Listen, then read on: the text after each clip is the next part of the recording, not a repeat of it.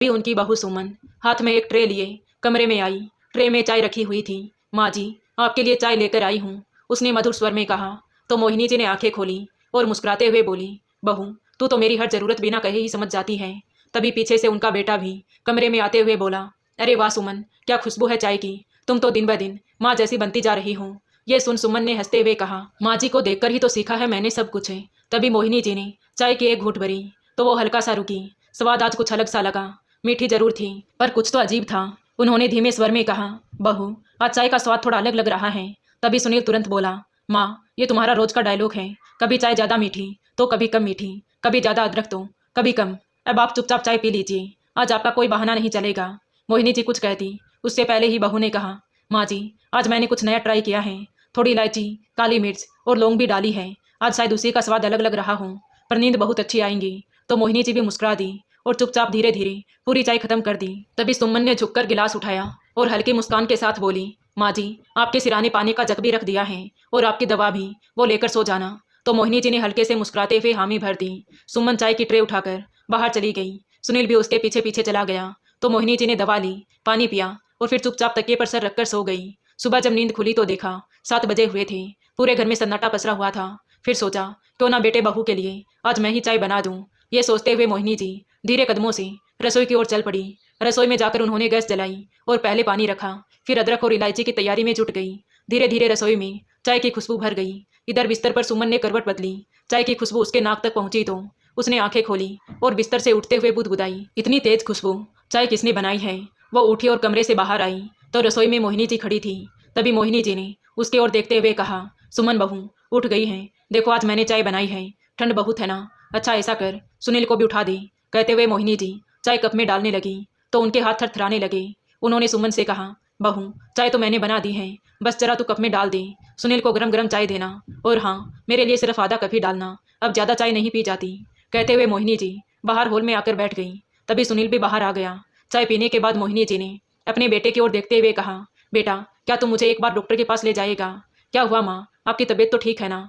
वो कुछ और बोलता उससे पहले ही मोहिनी जी हल्की मुस्कान के साथ बोली, अरे तू इतना क्यों घबरा जाता है, कुछ नहीं हुआ है मुझे, बस 3-4 दिन से सर में हल्का दर्द हो रहा है, सोचा डॉक्टर से दवा ले लूँ। तभी पास में बैठी सुमन मुस्कुराते हुए बोली, माँ जी, आपको डॉक्टर के पास मैं ले चलूंगी, इनके पास वैसे भी बहुत सारा काम रहता है। इतना सुनते ही सुनील का चेहरा तन गया। वो दृढ़ स्वर में बोला, लेकिन सुमन, मेरे लिए सबसे पहले मेरी माँ है, बाकी काम बाद में है। थोड़ी देर की चुप्पी के बाद मोहिनी जी ने बात को संभालते हुए कहा, वैसे ठीक ही कह रही है बहू, मैं इसके साथ ही चली जाऊंगी। यह सुन सुमन थोड़ा मुस्कुरा दी, लेकिन उसकी मुस्कुराहट के पीछे क्या कारण था ये मोहिनी जी भी नहीं जान पाई। दोपहर के बाद सुमन मोहिनी जी को डॉक्टर से दवाई दिलाकर तो ले आई थी, लेकिन मोहिनी जी के मन में अब एक बेचैनी बनी हुई थी। रह रहकर डॉक्टर की वो बात उनके कानों में गूंज रही थी जो उन्होंने बाहर बैठकर सुनी थी जब उनका चेकअप हो गया था और वो बाहर इंतजार कर रही थी। तभी सुमन डॉक्टर के केबिन में अंदर आई। दरवाजा पूरी तरह बंद नहीं था। तभी मोहिनी जी के कानों में हल्की सी आवाज़ पड़ी, जैसा मैंने आपको बताया था, आप वैसी ही दवाई देना। हाँ मैडम, वैसी ही दवाई दी है, लेकिन ध्यान रहे इसमें मेरा नाम नहीं आना चाहिए। वो आवाज़ डॉक्टर की थी, जिसे सुनकर मोहिनी जी सन रह गई। उन्होंने सर झुका लिया। कुछ समझ नहीं आ रहा था, क्या उन्होंने सच में यही सुना या उनका वहम था।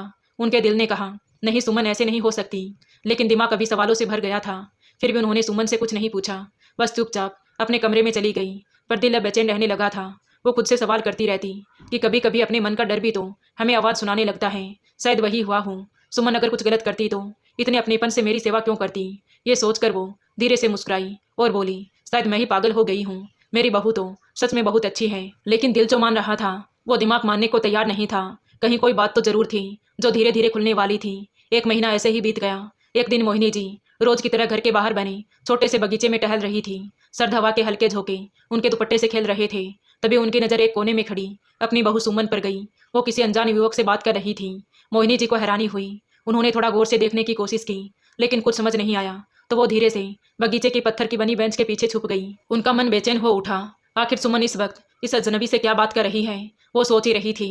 तभी उस युवक ने अपनी जेब से एक सफ़ेद लिफाफा निकाला और सुमन की ओर बढ़ा दिया। सुमन ने इधर उधर देखा, फिर लिफाफा लिया। लड़का वहां से जा चुका था। ये सब देखकर मोहिनी जी का मन और भी व्याकुल हो गया। उसके मन में कई सवाल एक साथ उमड़ने लगे। सोचने लगी कि आखिर ये लड़का कौन था, इसने सुमन को लिफाफा क्यों दिया और उसमें ऐसा क्या है जो सुमन इतनी खुश हो रही है। तभी सुमन ने किसी के पास फ़ोन किया और बोली, हाँ सब वैसा ही हो रहा है जैसे प्लान किया था। उसके बाद सुमन के मुंह से कुछ ऐसा निकला जिसे सुनकर मोहिनी जी की रूह कांप उठी। वो अवाक खड़ी रह गई। सुमन फोन पर बात खत्म करके वहां से जा चुकी थी, लेकिन मोहिनी जी अभी भी उसी जगह पथराई आंखों से खड़ी थी। उन्होंने किसी तरह खुद को संभाला और कांपते कदमों से अपने कमरे की ओर बढ़ गई। कमरे में जाकर चुपचाप बिस्तर पर लेट गई। आंखें खुली थी, लेकिन उन आंखों में अब नींद की जगह डर और संदेह था। उन्होंने किसी से कुछ नहीं कहा, यहाँ तक कि अपने बेटे सुनील से भी नहीं। थोड़ी देर बाद जब सुमन चाय लेकर कमरे में आई तो मोहिनी जी ने खुद को सामान्य दिखाने की पूरी कोशिश की। माँ जी, चाय पी लीजिए, हल्का गर्म है, सर्दी में अच्छी लगेगी। तो मोहिनी जी ने मुस्कुराने की कोशिश की, पर वो मुस्कान एकदम फीकी थी। उन्होंने सिर हिलाया और सिर्फ इतना कहा, रख दो, बाद में पी लूंगी। सुमन ने उन्हें गौर से देखा, पर कुछ पूछे बिना ही चली गई। दरवाजा बंद होते ही मोहिनी जी ने अपनी साड़ी के पल्लू से आंखें पोंछ ली और चुपके से चाय का कप उठाकर चाय खिड़की से बाहर फेंक दी और चुपचाप जाकर अपने बिस्तर पर लेट गई। लेकिन आंखों में नींद का नामो निशान तक नहीं था। आधी रात बीत चुकी थी, लेकिन उनके भीतर का तूफान थमने का नाम नहीं ले रहा था। दिल में एक अनकहा डर था, मन में गहराता हुआ शक और दिमाग में सैकड़ों सवाल किसी मुक्त तूफान की तरह उमड़ रहे थे। कभी कभी वो आंखें बंद करती तो अंदर की बेचैनी और बढ़ जाती। सच्चाई को अनदेखा करने की लाख कोशिश की, पर हर बार वही शक, वही आवाज़, वही चालाकियाँ उनकी आंखों के सामने घूम जाती। उन्होंने एक गहरी सांस ली। उनकी आंखों में एक अलग ही शक्ति उतर आई। अब उन्होंने फैसला कर लिया था कि बहुत हो गया, अब मैं चुप नहीं रहूंगी। अगले दिन जब बहू के चाय लाने का समय हुआ तो मोहिनी जी हाथों में वो पुरानी सी गुड़िया लेकर बैठ गई, जिसे उन्होंने वर्षों पहले कहीं अलमारी में रख दिया था। धीरे धीरे वो उसी से बातें करने लगी। राधा, देख वो फिर आ गई है, वही चुड़ैल मुझे मारेगी। उन्होंने एकदम मासूम सी मुस्कान के साथ गुड़िया को गले से लगा लिया। उसी वक्त सुमन चाय लेकर उनके कमरे में आई। माँ जी, आप ये क्या कर रही हैं? वो धीरे से बोली। मोहिनी जी ने गर्दन घुमाई। उनकी आंखों में डर, मासूमियत और थोड़ा सा पागलपन साफ झलक रहा था। चुप, वो मुझे मारने आई है, तुम देख रही हो ना राधा, वो गुड़िया से कहती रही। सुमन खुश हो रही थी, वो जो चाहती थी अब वही हो रहा था। अब ये पूरी तरह पगला गई है। वो मन ही मन बुदबुदाई और बिना चाय दिए ही लौट गई, लेकिन उसके चेहरे पर कोई रहम नहीं था, बल्कि एक अजीब सी संतुष्टि थी। उधर कमरे में बैठी मोहिनी जी ने जैसे उसकी परछाई जाते हुए देखी तो तुरंत उनके होठों पर एक हल्की सी मुस्कान आ गई। चल बेटा, तेरा खेल अब शुरू हुआ है और मेरा भी। सुबह के करीब 8 बजे थे। सुनील तैयार होकर नीचे ड्राइंग रूम में बैठा ही था कि किचन से आवाज़ आई, सुनील जरा देखना माँ उठ गई क्या, चाय ठंडी हो जाएगी। हाँ देखता हूँ, कहते हुए वो माँ के कमरे की ओर बढ़ गया, लेकिन सामने का नज़ारा देखकर सुनील वहीं ठिठक गया।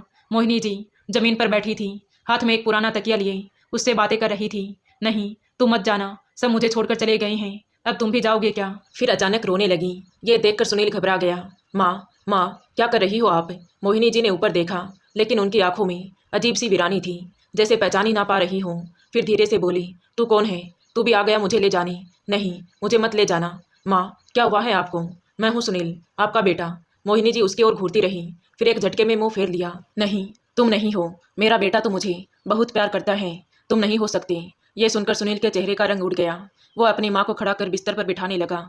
तभी पीछे से सुमन आ गई। क्या हुआ? उसने बनावटी चिंता जताते हुए पूछा। तो सुनील ने इशारे से चुप रहने को कहा। कुछ तो गड़बड़ लग रही है, माँ मुझे पहचान नहीं रही। सुमन ने नज़र झुका ली। अंदर ही अंदर उसकी मुस्कान छुप नहीं रही थी। मन में सोचा, अच्छा है, असर शुरू हो गया है। सुनील माँ को बिस्तर पर बिठाकर बाहर आ गया और सोफे पर बैठकर माथे पर हाथ रखकर कुछ सोचने लगा। कुछ देर बाद सुमन उसके पास आकर बैठ गई और धीरे से बोली, सुनील तुम ठीक हो ना? तो सुनील ने एक गहरी सांस ली और बोला, मुझे समझ नहीं आ रहा सुमन, माँ की हालत ऐसे कैसे हो गई? उन्हें डॉक्टर के पास ले जाना होगा। तो सुमन उसकी बात को काटते हुए बोली, नहीं सुनील, ऐसा मत करो। अगर हम माँ जी को डॉक्टर के पास लेकर गए तो वो उन्हें अस्पताल में भर्ती कर लेंगे। फिर लोग बातें करेंगे कि माँ जी पागल हो गई है और ये सब हमारी इज्जत के खिलाफ होगा।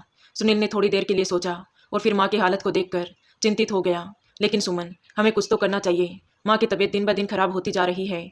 सुमन ने उसे शांत कराते हुए कहा, तुम बिल्कुल चिंता मत करो सुनील, सब ठीक हो जाएगा, हम सब संभाल लेंगे। अभी के लिए हम माँ जी को घर पर ही आराम करने देते हैं और फिर अगर ज़्यादा ही ज़रूरत पड़ी तो अस्पताल ले जाएंगे। सुनील कुछ देर चुप रहा। उसके चेहरे पर दुविधा साफ झलक रही थी, लेकिन उसे इस बात का अंदाजा नहीं था कि उसकी पत्नी के चेहरे पर जो मासूमियत थी उसके पीछे कितना जहर छुपा है। वही अंदर बैठी उसकी माँ मोहिनी जी उसकी ये हालत देखकर मन ही मन बोली, मुझे पता है बेटा, तुम्हें अपनी माँ को इस हालत में देखकर कितनी तकलीफ हो रही है, लेकिन बेटा अभी मैं तुझे कुछ नहीं बता सकती। अगले दिन सुबह अचानक दरवाजे की बैल बजी। सुबह सुबह कौन आ गया है? मन ही मन बड़बड़ाते हुए सुमन ने जैसे ही दरवाज़ा खोला तो सामने अपनी मासी सास ममता जी को देखकर चौंक गई, लेकिन फिर खुद को सामान्य करते हुए मुस्कुराते हुए बोली, अरे मासी जी, आप ऐसे अचानक, खबर तो कर देती, मैं आपको लेने आ जाती। तो ममता जी ने मुस्कुराकर कहा, अगर पहले बता देती तो तुझे सरप्राइज कैसे देती बहू? और ये मोहिनी नज़र नहीं आ रही? अरे हाँ, मैं तो भूल ही गई, वो तो मंदिर गई होगी ना। कुछ भी कहो बहू, तुम्हारी सास में अभी भी कितनी हिम्मत है, इतनी ठंड में भी सुबह सुबह मंदिर चली जाती है। मेरे बस की तो बात नहीं। तो सुमन कुछ कहती, उससे पहले ही ममता जी फिर से बोल पड़ी, चल अब एक गरम गरम चाय बना दे बहू, जब तक मैं फ्रेश हो लेती हूँ। तभी सुनील भी वहाँ आ गया और अपनी मासी के पाँव छूते हुए बोला, मासी कैसी हैं आप? आपको अचानक यहाँ देखकर बहुत खुशी हुई। तो ममता जी कुछ बोलती, उससे पहले ही अंदर से मोहिनी जी की तेज चीख सुनाई दी, नहीं मत मारो मुझे। उनकी आवाज़ इतनी तेज थी कि सुनील भागता हुआ माँ के कमरे की ओर गया और पीछे पीछे ममता जी और सुमन भी दौड़ी। जैसे ही ममता जी कमरे में पहुंची, अपनी बहन की हालत देखकर दंग रह गई। बिस्तर पर बैठी मोहिनी जी कांप रही थी, आंखों में डर और चेहरे पर पसीना साफ झलक रहा था। ममता जी एक पल के लिए जैसे पथरा सी गई। वो दौड़कर मोहिनी जी के पास पहुंची। उन्होंने झुककर अपनी बहन का चेहरा थामा और बोली, दीदी ये तुम्हें क्या हो गया है? किससे डर रही हो? मैं हूं ना तुम्हारी बहन ममता, देखो मेरी तरफ। तो मोहिनी जी का चेहरा कांप रहा था, जैसे किसी डरावने सपने से अभी अभी जगी हो। वो एकटक सुनील को देखे जा रही थी और उनके होठों से बस एक फुसफुसाहट निकली, मत भेजो मुझे वहाँ, मैं पागल नहीं हूँ। ये सुनकर ममता जी ने चौंक कर सुनील की तरफ देखा। सुनील, ये क्या कह रही है तेरी माँ, और ये सब कब से चल रहा है? ममता जी ने थोड़ा तेज आवाज में कहा। तो सुनील धीमे स्वर में बोला, कुछ दिनों से माँ की हालत ऐसी होती जा रही है मासी, कभी अचानक चीख पड़ती है तो कभी रोने लगती है। मैं डॉक्टर को दिखाना चाहता था, लेकिन सुमन ने तुरंत बात काट दी। पर मासी जी, हम कहाँ ले जाते? अगर कहीं डॉक्टर ने एडमिट कर लिया तो समाज क्या कहेगा कि माँ पागल हो गई है। तो ममता जी ने उसकी तरफ देखा पर कुछ नहीं बोली। उन्होंने अपनी बहन मोहिनी जी की ओर देखा, फिर उनके सिर पर हाथ फेरते हुए बोली, तू फिक्र मत कर दीदी, अब मैं आ गई हूँ ना, सब ठीक हो जाएगा। अब मैं यहीं रहूंगी जब तक तुम पूरी तरह से ठीक नहीं हो जाती।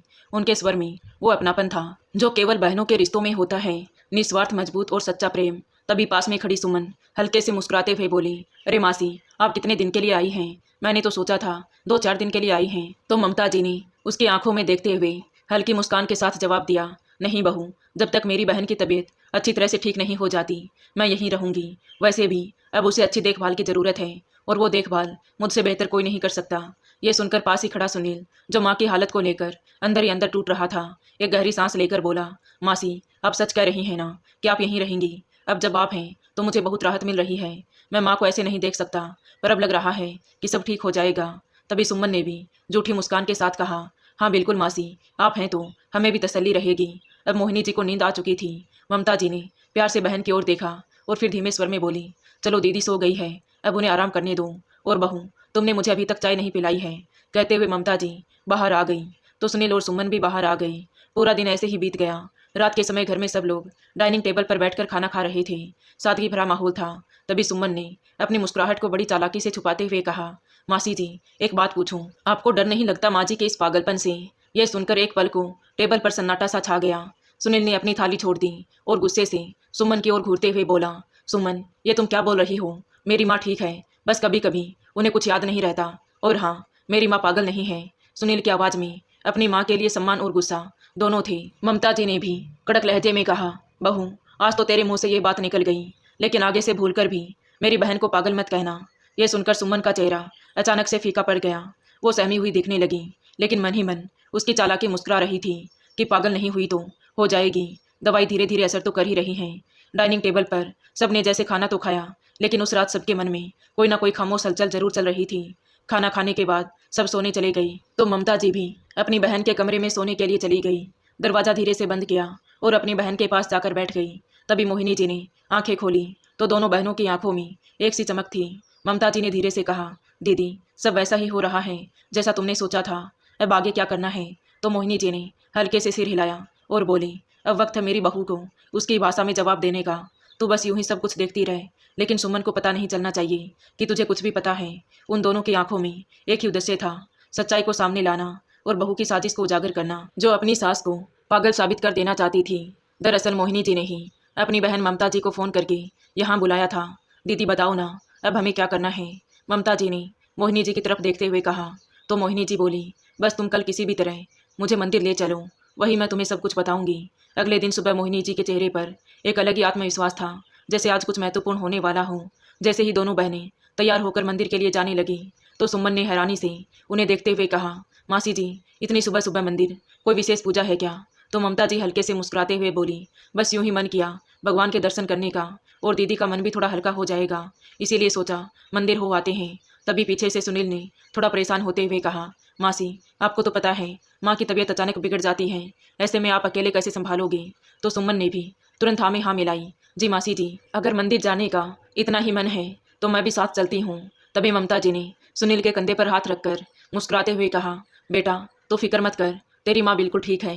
जब तक मैं उनके साथ हूँ उन्हें कुछ नहीं होने दूंगी। और हाँ बहू, तुम्हारा साथ चलना अभी जरूरी नहीं है, इसलिए तुम अपने घर के काम देखो। इतना कहकर वो दोनों बहनें मंदिर के लिए निकल गई, लेकिन अब सिर्फ दर्शन के लिए नहीं बल्कि एक नई शुरुआत की ओर कदम बढ़ाने। इधर सुनील के ऑफिस जाते ही सुमन ने अपनी माँ के पास फोन मिलाया और झुंझलाते हुए बोली, माँ ये मेरी मासी सास है ना, पता नहीं कब तक यहाँ टिकी रहेगी। मैं तो इस बुढ़िया से ही तंग आ चुकी थी, अब इसकी बहन भी हमारी छाती पर मूंग दलने आ गई है। उसकी ये बातें सुनते ही उधर से उसकी माँ की आवाज़ थोड़ी सख्त हो गई, देख बेटा जो तू कर रही है वो ठीक नहीं है, आखिर सास भी तो माँ ही होती है। तभी सुमन ने लगभग चिल्लाते हुए कहा, देखो माँ अब आप फिर से वही शुरू मत कर देना। यही वजह है कि मैं आपसे ज़्यादा बात नहीं करती, आप हमेशा उनकी तरफदारी करती हैं। लेकिन बेटा जो तू कर रही है उसका अंजाम अच्छा नहीं होगा। सुनील तुझे कितना प्यार करता है और तू है कि उसकी माँ को ही पागल बनाने पर तुली हुई है। अब उसकी माँ कुछ और बोलती उससे पहले ही सुमन ने गुस्से में फ़ोन काट दिया। उसके चेहरे पर हल्की बेचैनी थी, लेकिन उसकी आंखों में अभी भी चालाकी वो चिंगारी साफ झलक रही थी। उधर मंदिर पहुंचकर मोहिनी जी और ममता जी ने सबसे पहले भगवान के दर्शन किए और फिर कुछ देर वहां शांति से बैठने के बाद मंदिर के प्रांगण में एक कोने की तरफ जाकर मोहिनी जी ने ममता जी का हाथ पकड़ते हुए कहा, ध्यान से सुन, अब हमें क्या करना है, लेकिन जो भी होगा उसका एक एक कदम सोचना पड़ेगा, किसी को जरा भी भनक नहीं लगनी चाहिए। हाँ दीदी तू बस बोल, अब मैं तेरे साथ हूँ, जो भी करना है करेंगे, लेकिन अब तेरी चुप्पी और आंखों में आंसू देखे नहीं जाते मुझसे। तभी मोहिनी जी ने थोड़ा झुककर धीमे स्वर में कहा, ममता ये बता, मैंने तुमसे जो कहा था वो गुप्त कैमरा क्या तू ले आई है?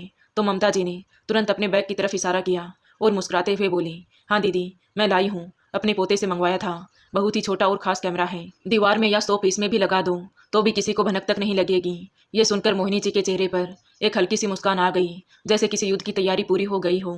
बहुत अच्छा किया तूने ममता, अब बस इसे सही जगह लगाना है और फिर देख कैसे सब सामने आएगा। वो मुझे पागल साबित करने की जो कोशिश कर रही है ना, अब खुद को नहीं बचा पाएगी। मोहिनी जी की बात सुनकर ममता जी थोड़ी देर चुप रही, फिर उनके चेहरे पर सवालों की परछाई उभर आई। लेकिन दीदी एक बात तो बताओ, तुझे कैसे पता चला कि वो तुझे पागल बनाने की साजिश कर रही है?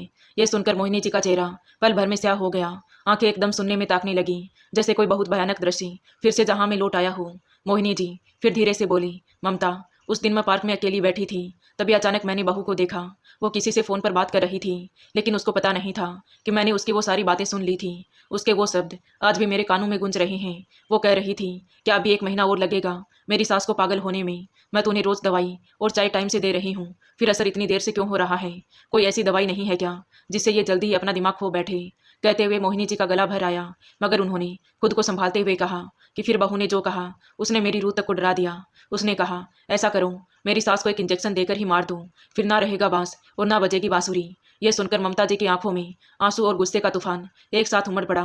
क्या इतनी घटिया सोच, जान से मारने की साजिश है? अब तो इसे भगवान भी माफ नहीं करेगा दीदी, अब इसके हर एक पाप का पर्दाफाश होगा और दुनिया देखेगी कि अपनी सास को पागल बनाने वाली बहू का क्या हाल होता है। तभी मोहिनी जी ने कहा, चल ममता अब सुमन की सच्चाई सुनील के सामने लाने का वक्त आ गया है।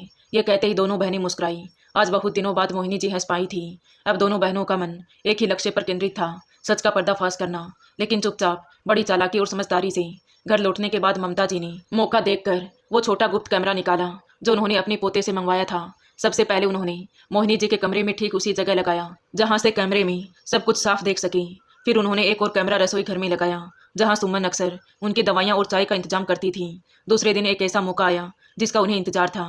सुनील के ऑफिस जाते ही सुमन ने कहा, मासी जी आप दोनों के लिए चाय बना दूं क्या?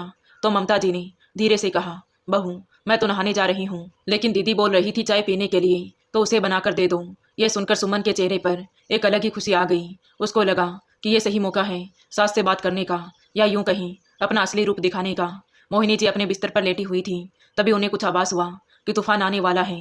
तभी दरवाज़ा खुला और सुमन चाय की ट्रे अंदर लेकर आई। लो माँ जी आपके लिए चाय लाई हूँ, सुमन ने मुस्कुराते हुए कहा, लेकिन उसकी मुस्कान में एक अजीब सी चालाकी झलक रही थी। मोहिनी जी ने जैसे उसकी आंखों में देखा, उन्हें एहसास हो गया कि यही मौका है। उन्होंने तुरंत अपनी योजना पर अमल करते हुए फिर से डर का नाटक शुरू कर दिया। उनके हाथ पांव कांपने लगे। सुमन पहले तो कुछ पल उन्हें देखती रही, फिर जैसे उसे यकीन हो गया कि सास को फिर से दौरे पड़ रहे हैं, वो अचानक बदल गई। उसने मोहिनी जी को देखा और जोर से हंसते हुए बोली, देखा बुढ़िया, मेरी दी हुई दवाई का असर दिखने लगा है। अब वो दिन दूर नहीं जब इस घर में सिर्फ और सिर्फ मेरा राज होगा। तेरे बेटे को तो मैं अपनी उंगलियों पर नचाऊंगी। अभी तक तो वो माँ की माला जपता था, अब देखना सिर्फ और सिर्फ अपनी बीबी की माला जपेगा। इतना कहकर वो जोर से हंसी और फिर जाते हुए अपनी सास को पैरों से धक्का देकर बाहर निकल गई, जिससे मोहिनी जी पलंग से नीचे गिर गई। कमरे में फिर से सन्नाटा छा गया। मोहिनी जी ने कुछ पल धीरे धीरे उठते हुए चारों ओर देखा। उनकी सांसें तेज चल रही थी, लेकिन उनकी आंखों में आंसुओं के साथ एक सुकून भी था। उन्होंने चुपचाप जाकर वो छोटा गुप्त कैमरा बंद किया और सावधानी से उसे एक कपड़े में लपेटकर अलमारी में छुपा दिया। अब उनके पास सबूत था सुमन की असलियत का, उसके इरादों का। जैसे ही शाम को सुनील घर लौटा तो दरवाजा खोलते ही सुमन जोर जोर से रोते हुए सुनील के गले लग गई और बोली, देखो सुनील, मुझे अब इस घर में नहीं रहना। आज तो तुम्हारी माँ ने मेरा गला ही घोट दिया था। बड़ी मुश्किल से मैं अपनी जान बचाकर निकली हूँ। यह सुनकर सुनील एकदम से दंग रह गया। क्या माँ ने तुम्हारा गला घोटा? उसने तुरंत अपनी माँ की ओर देखा, जो अब भी चुपचाप अपने कमरे के दरवाजे के पास बैठी थी। ममता जी को यकीन नहीं हुआ कि सुमन इतना बड़ा इल्जाम लगा रही है। तभी सुमन ने अपनी गर्दन दिखाते हुए कहा, यह देखो लाल निशान, और क्या सबूत चाहिए तुम्हें? अब बहुत हो गया सुनील, अब समय आ गया है कि तुम अपनी माँ को पागल खाने भिजवा दो, इससे पहले कि वो किसी की जान ले ले। यह सुनकर सुनील एकदम से गुस्से में आ गया। उसने कहा, तुम होश में तो हो सुमन, क्या बकवास कर रही हो? माँ ऐसा कभी नहीं कर सकती। तभी ममता जी गुस्से में कांपती हुई सुमन की तरफ बढ़ी और बोली, तुझे शर्म आनी चाहिए ऐसी नीच हरकतें करते हुए। लेकिन सुमन भी कहाँ रुकने वाली थी। वो पलटकर बोली, मासी जी, आप हमारे घरेलू मामलों में दखल अंदाजी ना दें तो ही बेहतर है। तभी मोहिनी जी, जो अब तक शांत थी, पूरी ताकत से आगे बढ़ी और एक जोरदार तमाचा सुमन के गाल पर जड़ते हुए बोली, खबरदार मेरी बहन के बारे में एक भी शब्द कहा तो बहुत हो गया तेरा ड्रामा। यह सुनकर सुमन सन रह गई। उसे विश्वास नहीं हुआ कि उसकी सास ने उसे तमाचा मारा है। उसके चेहरे पर डर और झटका दोनों साफ दिखाई दे रहे थे। तभी वहीं खड़े सुनील ने जैसे अपनी माँ को पूरे होशो हवास में देखा तो उसकी आंखों से आंसू निकल पड़े। वो दौड़कर अपनी माँ के पास गया और कांपती आवाज में बोला, माँ आप तो बिल्कुल ठीक हैं, लेकिन सुमन कह रही थी कि आप पागल हो गई हैं। तभी मोहिनी जी ने उसकी ओर देखा, फिर भर्राई आवाज में बोली, सही कहा इसने, मुझे पागल बनाने में तो इसने कोई कसर नहीं छोड़ी थी। इसका बस चलता तो आज तेरी माँ किसी पागल खाने की सलाखों के पीछे होती। ये सुनकर सुमन अब बनावटी आंसू लिए हुए बोली, ये आप क्या बोल रही हैं? ऐसा कुछ नहीं है। लेकिन सुनील अब हक्का बक्का खड़ा था। उसे अपने कानों पर विश्वास नहीं हो रहा था। माँ आप ये सब क्या बोल रही हैं? मोहिनी जी ने सुनील की तरफ देखा और दृढ़ आवाज में बोली, सुनील अब वक्त आ गया है कि तू अपनी आंखों से सब कुछ देखे। ये वो सच है जो तू अब तक नहीं देख पाया। उन्होंने अपने कमरे में लगे गुप्त कमरे से निकाला गया मेमोरी कार्ड अपनी मुट्ठी से बाहर निकालकर सुनील की हथेली पर रख दिया। तभी ममता जी भी तुरंत रसोई की ओर मुड़ी और वहां छिपे दूसरे कमरे का मेमोरी कार्ड भी निकाल लाई और सुनील के हाथ पर रखते हुए बोली, और यह है वो दूसरा कार्ड जो रसोई में खेल हो रहा था ना, वो भी रिकॉर्ड हुआ है। अब फैसला तू खुद करेगा कि तुम्हें क्या करना है। तो सुनील ने कांपते हाथों से दोनों कार्ड अपने लैपटॉप में लगाई। जैसे ही उसने पहला वीडियो प्ले किया तो सबकी नजरें स्क्रीन पर टिक गई। वीडियो में वही सीन चल रहा था जो सुमन ने अपनी सास के साथ हरकतें की थी। देख मेरी दी हुई दवाई का असर, अब वो दिन दूर नहीं जब इस घर में मेरा राज होगा। तेरा बेटा तो मेरी उंगलियों पर नाच करेगा। अभी तक माँ की माला जपता था ना, अब मेरी जपेगा। चल पागल कहेंगी। और फिर चलते हुए उसने अपनी सास को पैरों से धक्का दे दिया। ये सब देखकर पूरे घर में एक सन्नाटा सा छा गया। सुनील की आंखें फटी की फटी रह गई। उसे कुछ समझ नहीं आया कि वो क्या देख रहा है और क्या महसूस कर रहा है। तभी सुमन तिल मिलाते हुए बोली, ये सब झूठ है। ये दोनों मिलकर मुझे फंसाना चाहती हैं। ये सब इनकी एक चाल है। लेकिन जैसे ही सुनील ने गुस्से से उसकी ओर देखा तो सुमन की जुबान लड़खड़ा गई। उसका चेहरा पीला पड़ गया और वो धीमे कदमों से जाकर कमरे के एक कोने में खड़ी हो गई। अब उसमें कुछ भी कहने की हिम्मत नहीं बची थी। तभी सुनील ने दूसरा मेमोरी कार्ड लैपटॉप में लगाया तो उसमें सुमन चाय में दवाई मिलाते हुए साफ दिखाई दे रही थी। यह देखकर सुनील की रग रग सुलग उठी। उसकी आंखों में आंसू थे, पर अब वो आंसू दर्द के नहीं, गुस्से और शर्म के थे। उसने सुमन की ओर देखा और एक जोरदार तमाचा उसके गाल पर जड़ते हुए कहा, तुम्हारी हिम्मत कैसे हुई मेरी माँ को पागल बनाने की? सुमन कुछ नहीं बोली, बस स्तब्ध सी खड़ी रह गई। उसके आंखों में हैरानी और दर्द साफ झलक रहा था। तभी मोहिनी जी ने सुनील की आंखों में देखकर भरे गले से कहा, बेटा मुझे माफ कर दे। इस घर को और तुझे बचाने के लिए मुझे और ममता को यह सब करना पड़ा ताकि सुमन का असली चेहरा तेरे सामने आ सके। अब तू तय कर तुझे क्या करना है। तो सुनील ने एक गहरी सांस लेते हुए कहा, करना क्या है माँ, अब ये इस घर में एक पल भी नहीं रह सकती। यह सुनते ही सुमन मोहिनी जी के पैरों में गिर पड़ी। माँ जी मुझे माफ़ कर दीजिए, जो हुआ वो मेरी गलती थी, मगर मुझे इस घर से मत निकालिए। लेकिन तभी सुनील ने गुस्से में उसका हाथ पकड़कर लगभग घसीटते हुए बाहर गाड़ी में ले जाकर बैठा दिया। अब सुमन डर गई थी, बिना कुछ कहे चुपचाप गाड़ी में बैठ गई। कुछ देर बाद सुनील ने गाड़ी सीधे उसके मायके के बाहर रोक दी और उतरते ही सुमन का हाथ पकड़कर दरवाजे की ओर बढ़ते हुए बोला, चलो अब। तो सुमन रोते हुए बोली, सुनील हाथ छोड़ो मेरा, दर्द हो रहा है। आवाज सुनकर सुमन की माँ कावेरी जी दरवाजा खोलकर सामने आई और बेटी को ऐसी हालत में देखकर चौंक उठी। अरे ये सब क्या हो रहा है? तो सुनील उनकी ओर घूरते हुए बोला, संभालिए अपनी बेटी को और ख्याल रखिए, अब अगर इसने मेरे घर में कदम भी रखा तो मुझसे बुरा कोई नहीं होगा। तलाक के कागज जल्द आपके पास पहुंच जाएंगे। इतना कहकर सुनील बिना पीछे देखे वहां से निकल गया तो सुमन वहीं दरवाजे पर बैठकर फूट फूट कर रोने लगी। तभी उसकी माँ ने नाराजगी से उसकी ओर देखते हुए कहा, देखा इसीलिए कहती थी कि ये सब मत कर, पर तुझे तो सिर्फ सास को पागल करने की पड़ी थी, अब रोती रह जिंदगी भर। इतना कहकर उसकी माँ भी अंदर चली गई। सुमन अब अपने किए पर पछता रही थी, लेकिन अब बहुत देर हो चुकी थी। वहीं दूसरी तरफ सुनील माँ के पास लौट कर आया। मोहिनी जी को गले से लगाकर रो पड़ा। माँ, ये सब अगर आपने पहले बता दिया होता तो आपको ये दिन नहीं देखने पड़ते। तभी मोहिनी जी की आंखों में भी आंसू भर आई। उन्होंने बेटे के सिर पर हाथ रखते हुए कहा, बेटा मैं डरती थी कि अगर मैंने तुझे बहू के बारे में कुछ भी कहा तो तू मुझे ही गलत समझेगा। तभी ममता जी मुस्कुराते हुए आई और बोली, ये लो गरम गरम हलवा लेकर आई हूँ। अब बहुत हो गया रोना धोना, अब सब ठीक हो गया है और हमें भगवान का शुक्रिया अदा करना चाहिए जो ऐसी बहू के जाल से बचा लिया। अब घर का माहौल बिल्कुल बदल चुका था। दुख की